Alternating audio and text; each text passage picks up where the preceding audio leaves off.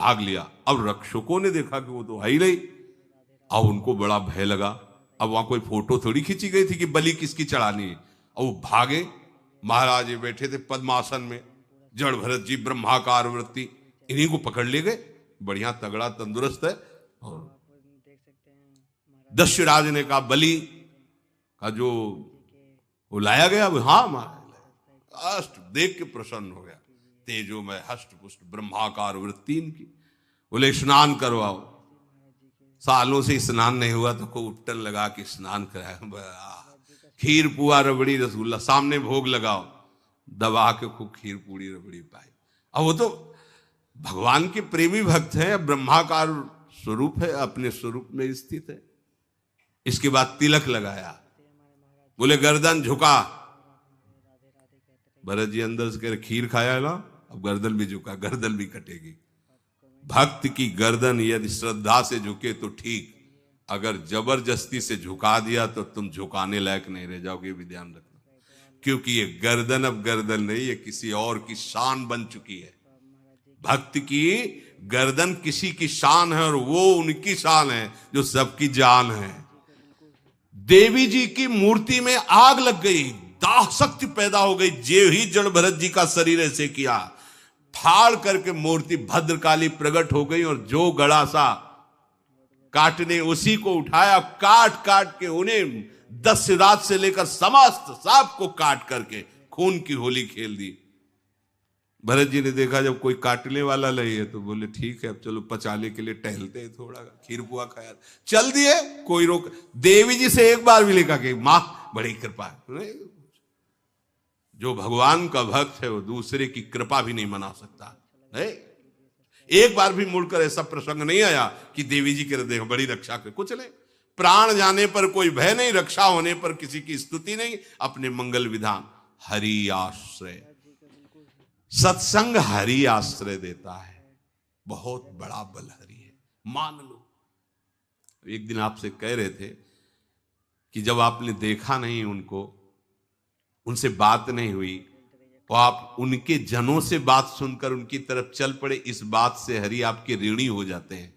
भगवान इसी बात से ऋणी हो जाते हैं।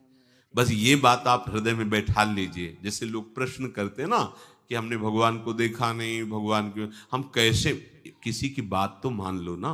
आप मान लो, वो तो आपके अंदर भी बैठे हुए हैं, वो आपको इतना प्यार देने लगेंगे। जहां कोई सहायक नहीं होगा वहां हरि आपको दिखाई देंगे, देख लेना। बिगड़ी ऐसे क्षण में बन जाती है, ऐसा लगता है गला कटा तो वो तलवार गले तक आएगी, हार बनकर सुगंधित फूल बन जाएगी, पर गले तक आने आने तक तुम्हारी निष्ठा देखी जाएगी। नहीं नहीं, बस मेरे हरि का यही विधान, वो आते आते हार बन जाएगी। वो तलवार तुम्हारा गला नहीं काट पाएगी, क्योंकि गले में हरि नाम चल रहा है।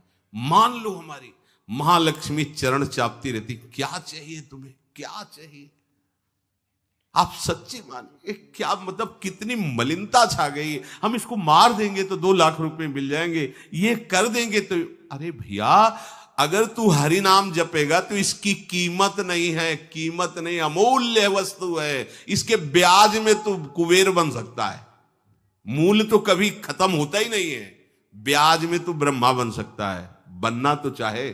भक्तजन तो कहते हैं नहीं चाहिए मुझे ब्रह्मा का पद, परमेष्ठी पद, नहीं चाहिए सम्राट पद, नहीं चाहिए योग की सिद्धियां, मुझे प्रभु आपकी दास्ता चाहिए। ये बात कितना महासुख होगा उस भक्त को जो इन बातों को कह रहा है नहीं चाहिए मुझे, मोक्ष सुख नहीं चाहिए। वो ऐसे थोड़ी कह रहा है, श्रद्धा से नहीं कह रहा, अनुभूति से कह रहा है, मुझे नहीं चाहिए ये सब, इनमें वो सुख नहीं है जो आपके चरणों के समीप रहने में सुख है। नहीं सत्संग भजन नहीं हरि को, श्रवण न राम कथा अनुरागी, सुत बित दार भवन ममता निसि सोवत अति न कबहु मति जागी। अरे तेरी बुद्धि सो रही है, जगा दे।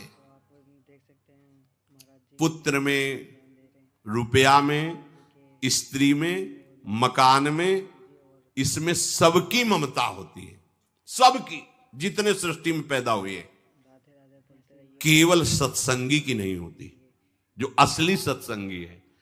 उसकी ममता प्रभु के चरणों में होती है, क्योंकि वो जानता है सब रूपों में प्रभु ही है, ये सब पसारा प्रभु का ही है, इसलिए ममता उसकी प्रभु के चरण। एक अहमता ममता ये जग में है दुख जाई, ये जब श्री जी की ओर लगे तो होत परम जाग जा, बिना जागे दुख दूर नहीं हो सकता।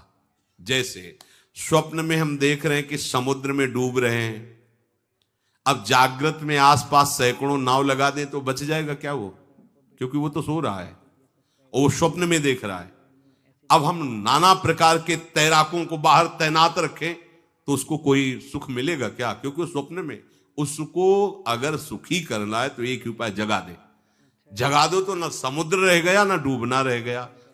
ऐसे ही संसार में मोह से ऐसे ग्रसित जीव है, भाई इतना ही सुखचार है, और उसी स्वप्न में वो दुख से निवृत्त होना चाहते हैं। अब हम बाहर से उनकी कामनाओं की पूर्ति करने वाली बात करें तो क्या वो सुखी हो जाएंगे क्या? इसीलिए कोई साधु जो भगवत मार्ग का पथिक है वो कभी सपोर्ट नहीं करेगा जाओ ऐसा, वो जाओ ऐसा ही है जैसे उस स्वप्न में समुद्र में डूब रहा है, बाहर से हम जल जहाज नाव तैराक सब लगा रहे हैं, लेकिन वो नहीं सुखी होगा, क्योंकि उसके सुख का कारण तब बनेगा जब स्वप्न हटे। स्वप्न तब हटेगा जब वो जागे। जो सपने सिर काटे कोई, बिन जागे दुख दूर न होई, तो उसको जगा दो। साधु जन क्या करते हैं? जगा देते हैं उसको। जागो, कहां मोह निशा सब सो निहारा, देखे स्वपन अनेक प्रकारा, यही जग जामिन जागे जोगी। योग भगवान से जो तुमने वियोग कर रखा है, तुम जगो।